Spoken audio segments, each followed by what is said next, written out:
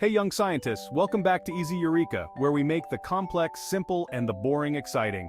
Today we're diving into the world of acids and bases, so buckle up because it's about to get acid-tastic.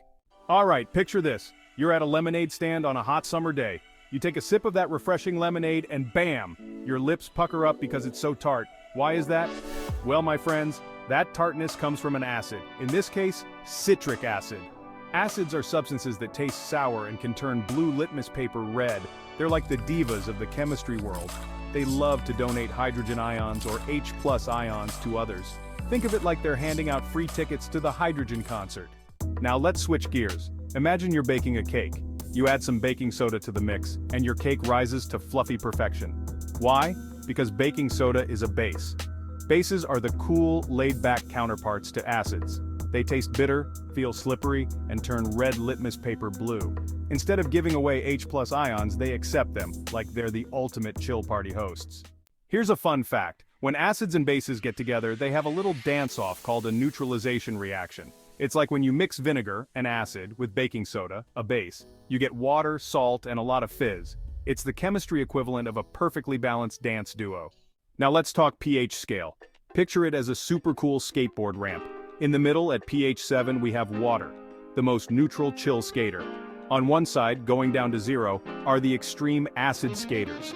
Think lemon juice and stomach acid, rocking those sour tricks. On the other side, up to 14, are the base skaters, baking soda, soap, doing smooth, slippery moves.